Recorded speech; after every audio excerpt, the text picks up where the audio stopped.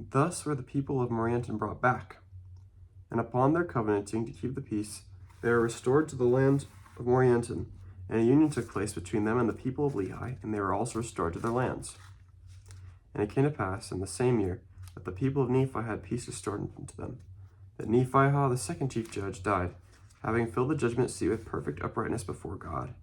Nevertheless, he had refused Alma to take possession of those records and those things which were esteemed by Alma and his fathers to be most sacred. Therefore Alma had conferred them upon his son Helaman.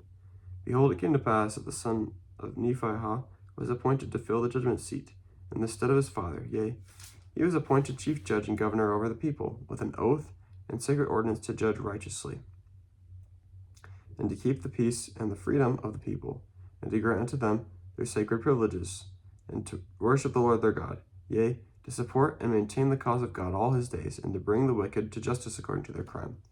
Now behold, his name was Pahoran, and Pahoran did fill the seat of his father, and had commenced in his reign in the end of the 24th year over the people of Nephi. Chapter 51. The kingmen seek to change the law and set up a king. Pahoran and the freemen are supported by the voice of the people. Moroni compels the kingmen to defend their country or to be put to death. Malachi and the Lamanites capture many fortified cities. Jankin repels the Lamanite invasion and slays Malachi in his tent, about 67 to 66 BC. And now it came to pass, in the commencement of the 25th year of the reign of the judges over the people of Nephi, they having established peace between the people of Lehi and the people of Morianton concerning their lands, and having commenced the 25th year in peace, nevertheless they did not long maintain an entire peace in the land, for there began to be contention among the people concerning the chief judge Pahoran. For behold, there were a part of the people who desired that a few particular points of the law should be altered. But behold, Pahoran would not alter nor suffer the law to be altered. Therefore, he did not hearken to those who had sent in their voices with their petitions concerning the altering of the law. Therefore, those who were desirous that the law should be altered were angry with him, and desired that he should no longer be chief judge over the land.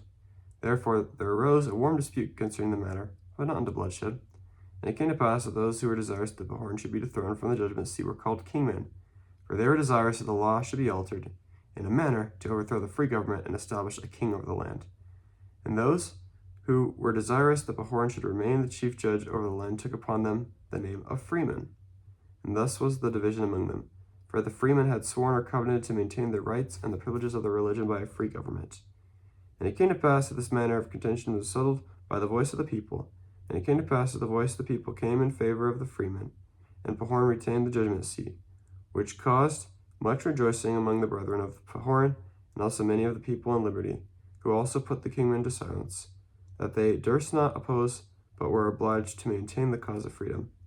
Now those who were in favor of the kings were those of high birth, and they sought to be kings, and they were supported by those who sought power and authority over the people.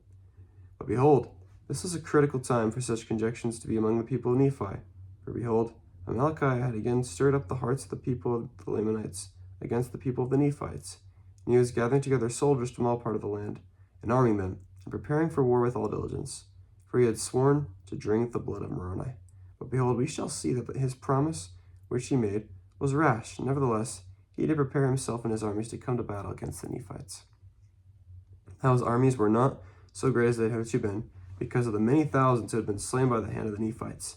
But notwithstanding their great loss, Amaleki had gathered together a wonderfully great army, insomuch that he feared not to come down to the land of Zarahemla. Yet even Amaleki did himself come down at the head of the Lamanites. It was in the 25th year of the reign of the judges, and it was at the same time that they had begun to settle the affairs of their contentions concerning the chief judge, Pahoran. And it came to pass, when the men who were called kingmen had heard that the Lamanites were coming down to battle against them, they were glad in their hearts, for they refused to take up arms, for they were so wroth with the chief judge, and also with the people of liberty, that they would not take up arms to defend their country. And it came to pass that when Moroni saw this, and also saw that the Lamanites were coming into the borders of the land, he was exceedingly wroth because of the stubbornness of those people, whom he had labored with so much diligence to preserve. Yea, he was exceedingly wroth. His soul was filled with anger against them. And it came to pass that he sent a petition with the voice of the people unto the governor of the land, desiring that he should read it, and give him Moroni power to compel those dissenters to defend their country, or to put them to death. For it was his first care to put an end to such contentions and dissensions among the people. For behold, this had been hitherto a cause of all their destruction. And it came to pass that it was granted according to the voice of the people.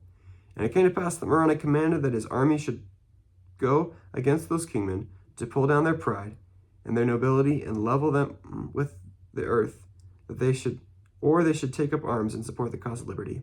And it came to pass that the army should march forth against them, and they did pull down their pride and their nobility, insomuch that as they did lift up their weapons of war to fight against the men of Moroni, they were hewn down and leveled to the earth. And it came to pass that there were 4,000 of those dissenters who were hewn down by the sword, and those of their leaders who were not slain in battle were taken and cast into prison, for there was no time for their trials at this period. And the remainder of those dissenters, rather than be smitten down to the earth by the sword, yielded to the standard of liberty, and were compelled to hoist the title of liberty upon their towers, and in their cities to take up arms in defense of their country. And thus Moroni put an end to those kingmen, that there were not any known by the appellation of kingmen. And thus he put an end to the stubbornness and pride of those people who professed the blood of nobility. But they were brought down to humble themselves like unto their brethren, and to fight valiantly for their freedom from bondage. Behold, it came to pass that while Moroni was thus breaking down the wars and contentions among his own people, subjecting them to peace and civilization, and making regulations to prepare for war against the Lamanites, behold, the Lamanites had come into the land of Moroni, which was in the borders by the seashore. And it came to pass that the Nephites were not sufficiently strong in the city of Moroni. Therefore Amalekah did drive them, slaying many.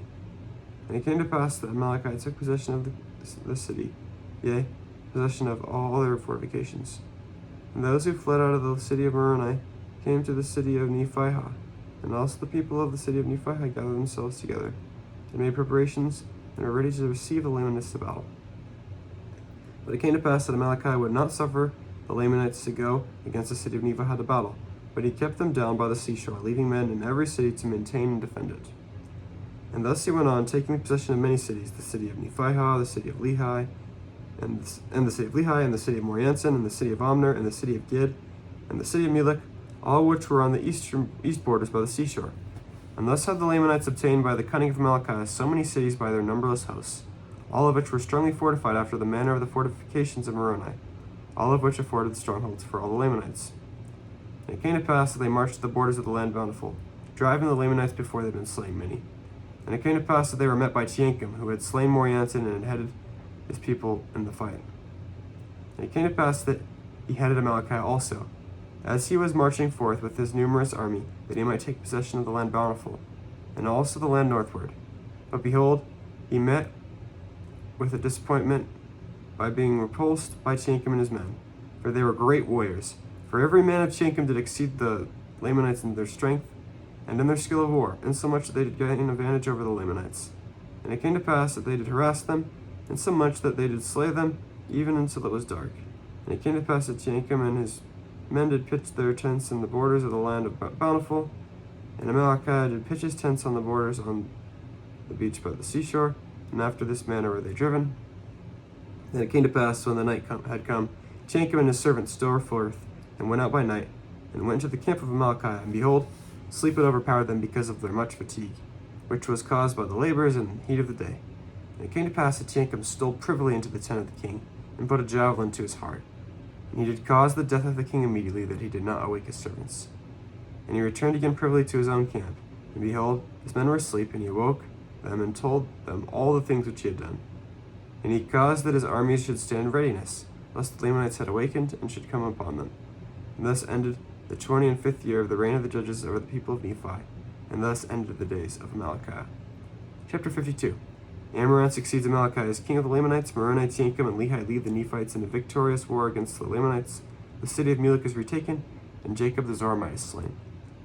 And now it came to pass in the 26th year of the reign of the judges over the people of Nephi, behold, when the Lamanites awoke on the first morning of the first month, behold, they found Amalekah was dead in his own tent. And they also saw that Tiankim was ready to give battle on that day.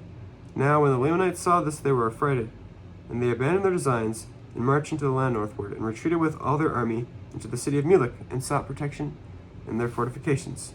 And it came to pass that the brother of Amalekah was appointed king over the people, and his name was Ammoron. Thus King Ammoron, the brother of King Amalekah, was appointed to reign in his stead. And it came to pass that he did command that his people should maintain those cities which they had taken by the shedding of blood, for they had not taken any city save they had lost much blood.